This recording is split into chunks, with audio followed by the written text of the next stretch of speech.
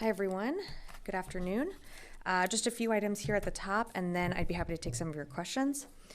So earlier today, Secretary Austin spoke with Ukrainian Minister of Defense Oleksiy Reznikov to discuss security assistance to Ukraine and to receive an update on operations in advance of tomorrow's Ukraine Defense Contact Group meeting. A full readout of that call will be posted. Hopefully you've already gotten it in your email, but it should be online at defense.gov. And just to reiterate, speaking of UDCG, Secretary Austin and Chairman Milley will host a virtual meeting of the Ukraine Defense Contact Group tomorrow morning. They will join ministers of defense and chiefs of defense from nearly 50 nations from around the world to discuss Russia's ongoing war in Ukraine and continue close coordination to provide Ukraine with the security assistance they need to protect their people and defend their country. Shifting to the CENTCOM area of operations, in response to a number of recent alarming events in the Strait of Hormuz, the Secretary of Defense has ordered the deployment of the destroyer USS Thomas Hudner, F-35 fighters, and F-16 fighters to the U.S. Central Command Area of Responsibility to defend U.S. interests and safeguard freedom of navigation in the region. As you'll remember, on July 5th, the Iranian Navy attempted to illegally seize 2 merchant vessels in the Strait of Hormuz and the Gulf of Oman. One attempt included an Iranian Navy ship firing upon the merchant vessel. In light of this continued threat, and in coordination with our partners and allies, the department is increasing our presence and ability to monitor the strait and surrounding waters. We call upon Iran to immediately cease these destabilizing actions that threaten the free flow of commerce through this strategic waterway of which the world depends on for more than 1/5 of the world's oil supply. And finally, this week, Air Mobility Command is participating in Exercise Mobility Guardian, involving more than 15,000 U.S. and partner and ally forces across the Pacific. We'd like to highlight a moment of real-world heroism during the exercise. U.S. and coalition forces saved 11 lives last week in response to a civilian distress call off the coast of Rota, Northern Mariana Islands. A French A400M Atlas crew launched from Andersen Air Force Base, Guam, in less than 10 minutes and located the disabled vessel in dangerous seas using night vision goggles. The Atlas team was relieved by a Canadian CC-130J Hercules, also from Mobility Guardian, until a U.S. Navy MH-60 Nighthawk helicopter could safely recover the passengers. This level of integration is second to none in the world, and it's what allows us to represent and to respond to any crisis, anytime and anywhere. And for more information on that, please reach out to Air Force and Air Mobility Command. And with that, I'd be happy to take your questions. Go to Tara. Hi, Sabrina. 2 on Ukraine and 1 on another subject. Sure. Do you have any updates on the Crimea bridge attack and whether or not you've been able to discern whether Ukrainian forces had a role in it? Secondly, with Russia's announcement on that it's suspending the ability for grain to move freely through the Black Sea, with the contact group tomorrow, are there any possibilities for finding additional ways that Ukraine can help Ukraine get its grain out? And then on a separate topic, Sure. There were reports in The Guardian that several thousand emails, military emails, ended up going to Mali because it was .ml instead of .mil, and just wondering what sort of mitigation efforts you have going on. Sure. So I'll take Ukraine first and work my way down. So in terms of the bridge and who's responsible for that attack, I can't verify one way or the other on claims. Crimea is part of Ukraine. We'll leave it to the Ukrainians to speak to their operations, but in terms of confirming anything on that attack, I just don't have more for you at this time. In terms of the grain deal, what I would say on that is, we've seen Russia now pull out of this deal that was brokered months ago. This has impacts far-reaching beyond Ukraine and Russia. This impacts countries all around the world, millions of people all around the world that depend on this grain, the global south and others. And so we certainly urge Russia to, in good faith, re-engage and allow these ships that are carrying grain to pass freely. But I think the focus of the Ukrainian Defense Contact Group tomorrow is going to be really on the counteroffensive, making sure that partners and allies that we're all talking together on what Ukraine needs, which we know is their priorities are air defense and more artillery. And so that remains the focus of the UDCG, which will be meeting tomorrow. And I'm sure while the grain deal, or while the stall or the halting of the grain deal could come up, the real focus is just on making sure Ukraine has what it needs for their counteroffensive, and then, of course, the long term. Now, in terms of, you had asked about the emails, we're aware of these unauthorized disclosures of controlled national security information. We, over the course of, as you've seen from when we had our first unauthorized disclosure from earlier this year, we've implemented policy and training mechanisms and put in place. And in terms of what we have here on the DoD systems is that when you send an email from a DoD email address, it will not, and you send it to a .ml email address, it will bounce back. So a DoD email address will not be able to send to that email address. We can't control how other domains and how other websites send information. So if an email was sent from a personal Gmail or Yahoo account, that did likely go through to the .ml account. All we can do is account for our DoD assets, and ours remain intact.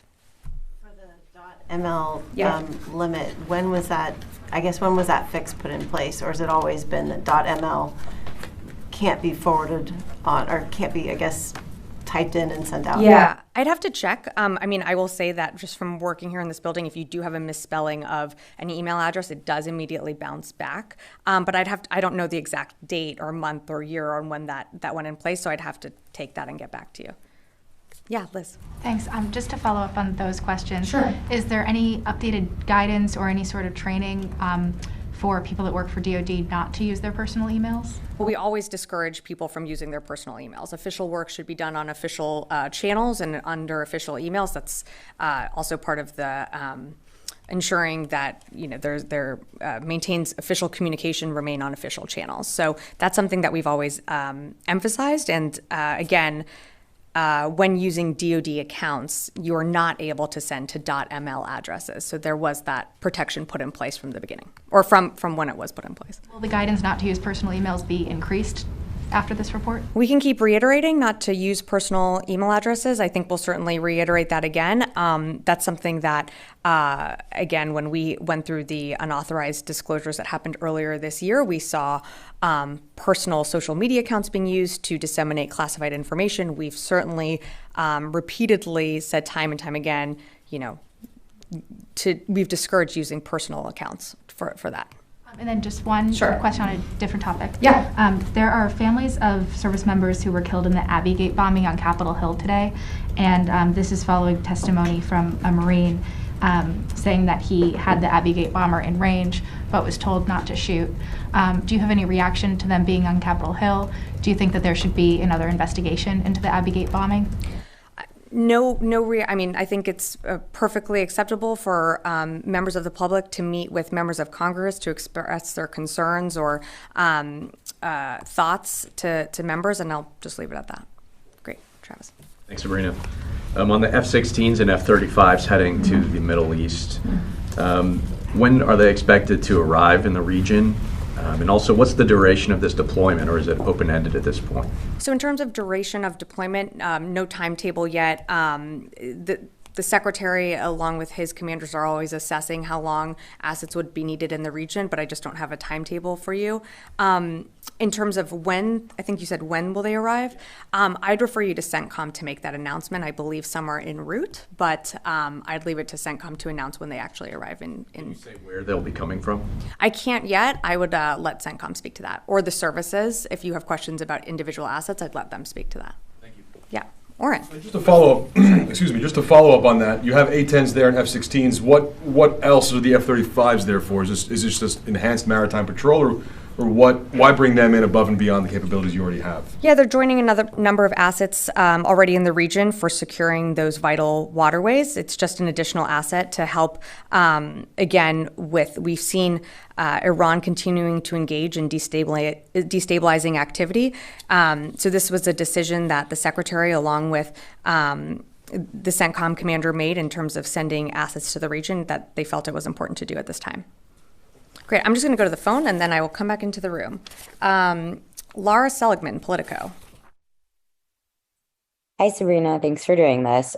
Two questions. First of all, just a follow-up to Tara's question about the leaked emails.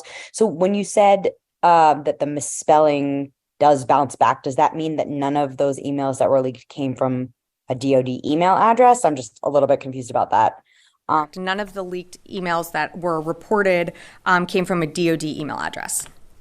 Okay, so it was only going to the ones that were intended to a .mil email address that didn't go through, that were leaked. Nothing from a DoD email address, an official DoD email address, went through to a .ml address. The only thing that went through would be something like a personal account, like a .gmail, .yahoo. Those are just some examples that I can think of off the top of my head. And you had a second question? Yes, my second question, just on the hold by Senator Tuberville. I wanted to know if you had any comments about what impact this will have on the Pentagon after Dr. Call's departure. How long is this going to impact the confirmation of a replacement? And how long can Sasha Baker and Mara Karlin fill those roles they've moved on up to on a temporary basis? A few questions there, and thank you for that. I would say Sasha Baker and Mara Karlin are incredible women and going to be doing an amazing job as they split this responsibility with leading our policy department. I would let Senator Tuberville speak to any additional holds he has. Right now, as far as we know, his holds just pertain to general and flag officers. And as of just last week, there are more than 275 general and flag officers that have been held up by the Senate. And if, again, we have emphasized this here from this podium, and you've heard others in the administration speak to this, these holds jeopardize our national security and our readiness. You already are seeing that with an acting commandant of the Marine Corps, something that we haven't experienced in over a century. We have one person doing the job of two. And if these holds continue, you're going to see many more positions in which people are performing dual-hatted roles. And that does impact our readiness and also certainly impacts our relationships with allies and partners all around the world. So we continue to urge Senator Tuberville to lift his hold. As you are well aware, the Secretary had a brief conversation with Senator Tuberville just last week, and they committed to engaging again this week. And no, I don't have a date or time for when that call is scheduled, but when I do, I will let you know. Okay, we'll take one more question from the phones. Howard Altman, Warzone. Hey, thank you so much, Sabrina. I've got a question about, in Kupiansk, the Ukrainians are saying that Russia's massed about 100,000 troops. And I wanted to know if the Pentagon, what is the Pentagon's assessment of Russia's ability to mount and sustain its own counteroffensive, and how dangerous would that be to Ukraine's ongoing counteroffensive? Thanks. Well, we don't see signs of the Russians slowing down. I mean, we've seen the Russians have certainly dug in the east and in the south with the laying of minefields. We know that this is a true and very real artillery fight. That's why we have been prioritizing getting more 155 unitary rounds to Ukraine through the course of many different presidential drawdown packages. And that's what we continue to emphasize. And this, the UDCG, the Ukraine Defense Contact Group, comes at a critical time tomorrow as the counteroffensive is underway. It's another opportunity for allies and partners to meet with the Secretary to discuss the ongoing needs that Ukraine will need on the battlefield. And certainly this war could end today if Vladimir Putin chose to call his troops back to Russia. But we don't see any sign of that right now, unfortunately. And so we are, as you've heard the president say and the secretary say, we are with Ukraine for as long as it takes. And we're going to keep that commitment true. All right, I'm going to come back in the room. Yeah, Aaron. Yes, so according to the Japan-U.S. committee, the U.S. military MV-22 in Japan will be conducting flight training now at the altitude of 200 feet instead of 500 feet. And in the mountainous region of Japan, only, so that does not include Okinawa. Is there a reason it does not include Okinawa? That is a very specific question. As you know, Japan is one of our strongest allies, and our air assets are a crucial component and piece of our mutual defense capabilities. We continue to work together to improve our exercises, our training, and our readiness. But for more specifics on that, I'd refer you to the Marine Corps or U.S. Forces Japan to just discuss the specifics of the flight operations. Great. Yes, right over here. Thank you, ma'am. Kimberly Underwood from Signal Magazine. I wanted to ask a question about the graphite mining agreement that was announced this morning. Do you have any plan, or does the Secretary have any plans about pursuing any other agreements for other minerals in this fiscal year or next fiscal year, like that graphite agreement? I don't have anything to announce today. Yeah, in the back. Yeah. Hi. Two quick follow-ups. Sure. One on the emails. Has DoD been working with other agencies, whether it's State Department or the White House, to put in a similar fix where it can't go to the email address, and when, if so, when? And then on Tuberville, is there plans to brief the SASC this week? And do you have any details of the message that you're going to be presenting to the SASC? Sure. So on the first part, we're always coordinating with the interagency and working together on best practices. I don't have anything specific when it comes to this case on the .ml address. All I can really speak to is what the DoD is doing. So I'd refer you to different agencies that you're interested in if they have more information. There will be a briefing, to your question on the SASC and briefings on the Hill. There will be a briefing later this week that SASC membership requested on the DoD's policy when it comes to reproductive health. That will be coming later this week, and I believe that's a closed hearing. It's just to give members who had any further questions about our policy to really talk to the experts. So. Will be doing the briefing? I don't have that list in front of me, but happy to get back to you. Yeah, in the back here, and then I'll come to you. Yeah. Thank you, Sabrina. Yeah. Regarding to Syria, there is some reports says that United States is considering a possible military options to respond to Russian military presence in Syria. Have you seen these reports? Do you confirm them? And the other question, do you still have the communication lines between military to military to avoid any conflict could be happen between the two parties? Thank you. I haven't seen the report you're referring to. We have seen continued harassment from Russian aircraft in Syria when it comes to our own air assets. But I haven't seen the particular report you're referencing. And I'm sorry, your second question? Do you still have communication lines between the two military to avoid any conflict? I mean, especially in Syria. We always maintain and try to maintain an open lines of communication. We encourage that the Russians use that, but at least the Secretary's level, that has not remained open. Yeah. Thank you, Sabrina. On Tuesday, the first meeting of U.S. ROK Nuclear Consultative Group, NCZ, will be held in Seoul. And I have two questions. First, what kind of agendas do you expect on this first meeting? And second, how much do you expect NCZ to make South Korea be involved in U.S. nuclear operations? Yep. So as you mentioned, tomorrow will be the inaugural U.S. ROK Nuclear Consultative Group. So the goal of that meeting is to begin implementing the Washington Declaration, the groundbreaking agreement between the President and President Yoon during the ROK state visit in April, which reaffirms our joint extended deterrence in the region.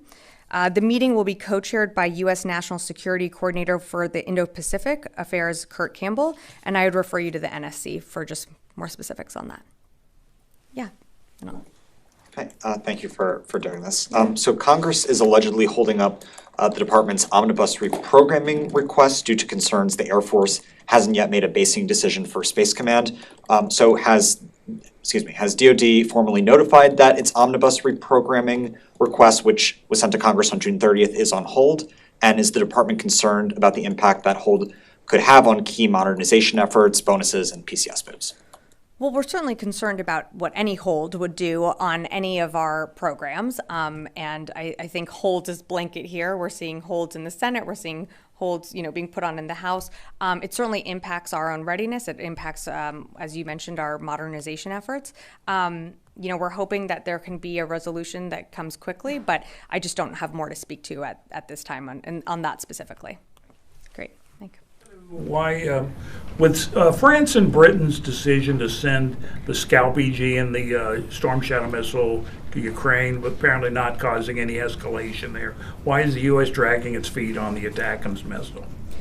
Well, sorry, did you have a question on the first part or just on the ATACMS? Yeah. So on the ATACMS, again, I wouldn't say that we're dragging our feet on anything.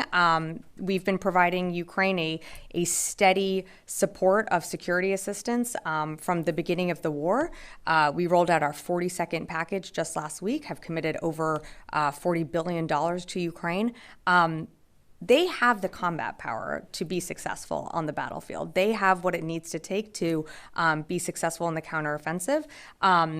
We are incredibly grateful for what other nations and other partners and allies have committed to Ukraine. But in terms of ATACMS, we haven't taken anything off the table, but right now we are continuing to move forward with what we have been supplying to Ukraine. And tomorrow there's another defense contact group where allies and partners will discuss what more we can do to provide Ukraine in terms of some of their priority needs, which we know are air defense and artillery. So why not ATACMS?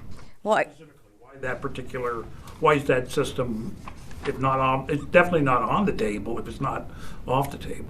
Well, I wouldn't say that. Again, I would say that nothing is off the table, but again, we are confident in the capabilities and the weapons that we've been able to provide Ukraine to be successful on the battlefield. Okay, yeah.